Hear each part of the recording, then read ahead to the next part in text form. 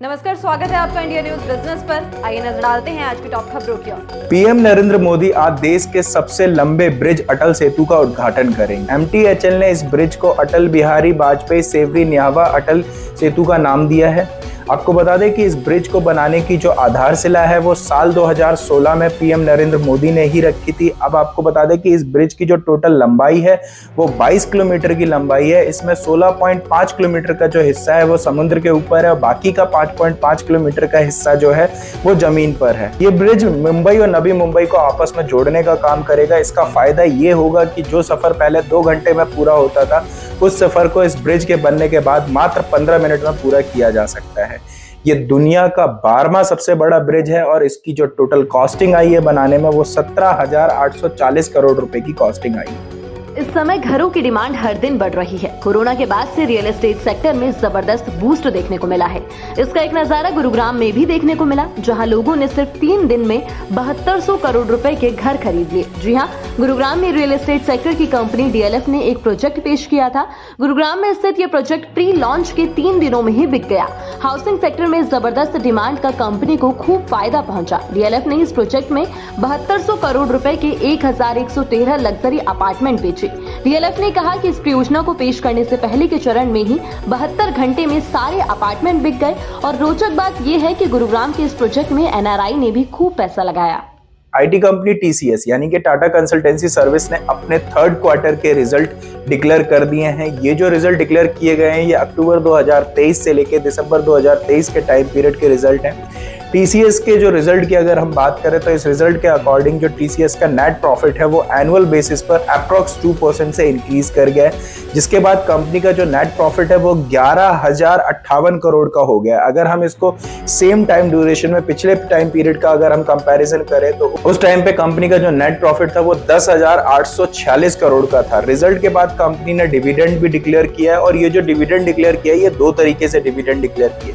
पहला तो है 9 रुपए पर शेयर का डिविडेंड दिया जाएगा, ये इंटीरियम डिविडेंड है।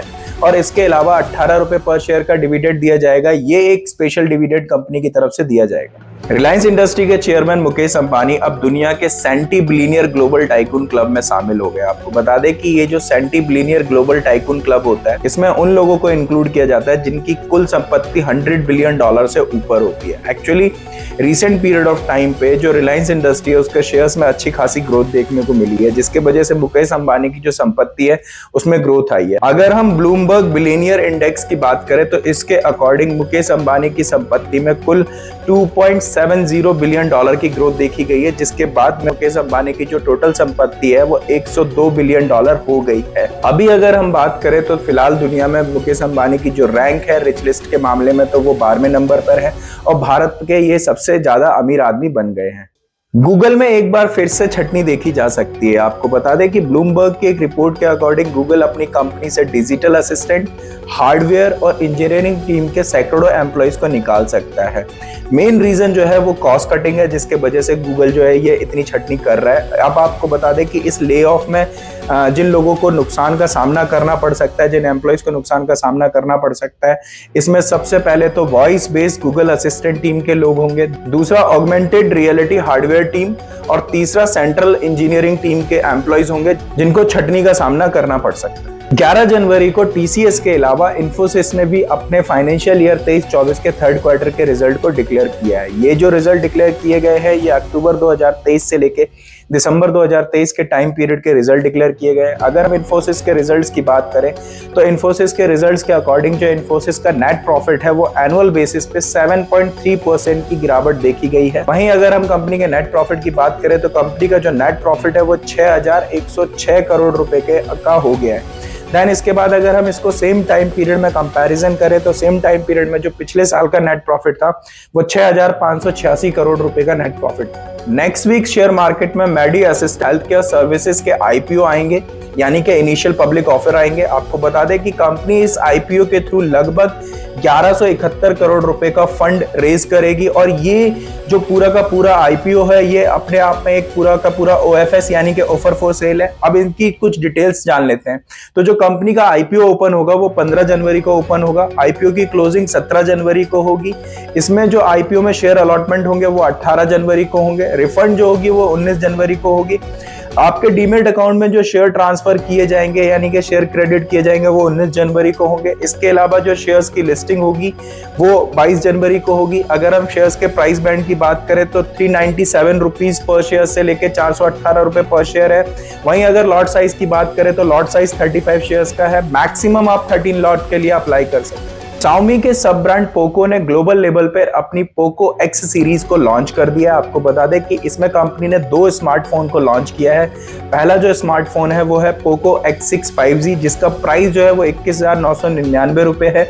वहीं जो दूसरा फोन है वो है पोको X6 Pro 5G, इसकी कीमत जो है वो 26,999 रुपए है। आपको बता दें कि ये हाइपर ऑपरेटिंग सिस्टम के साथ भारत में पहले मोबाइल फोन है जो लॉन्च हुए हैं। इसके अलावा आपको बता दें कि कंपनी ने दोनों ही मोबाइल फोन में यानी कि अगर हम बात करें पोको X6 की या पोको X6 Pro की बात करें तो इन दोनों ही मोबाइल फोन में 64 मेगापिक्सल का AI कैमरा दिया है। डिस्प्ले की अगर हम बात करें तो 6.67 इंच की डिस्प्ले है और इसके अलावा अगर हम बात करें इसके स्क्रीन की तो इसकी स्क्रीन जो है वो OLED स्क्रीन है। लास्ट वीक अलास्का एयरलाइन के एक विमान में बड़ा हादसा होने से बच गया था। आपको बता दें कि हुआ ये था कि जब प्लेन हवा में था तो उस प्लेन का इमरजेंसी गेट जो है वो उससे हटके अलग हो गया था, उड़ गया था हवा में ही। तो इसके बाद अमेरिका के राष्ट्रीय परिवहन सुरक्षा बोर्ड के अध्यक्ष जेनिफर ने ऐसे माता पिताओं से रिक्वेस्ट की है, चेतावनी दी है ऐसे माता पिताओं को जो अपने बच्चों को प्लेन में लेके ट्रैवल करते हैं। साथ ही उन्होंने लोगों से रिक्वेस्ट करी है कि आप अपने बच्चों की सिक्योरिटी पे ध्यान दें जब आप प्लेन में ट्रैवल कर रहे हैं। इसके अलावा उन्होंने रिक्वेस्ट की है कि प्लेन में ट्रैवल करते समय आप अपने बच्चों के लिए एक सेपरेट सीट रिजर्व कराएं और इसके अलावा FAA अप्रूव्ड ही प्लेन से ट्रैवल करने की कोशिश करें।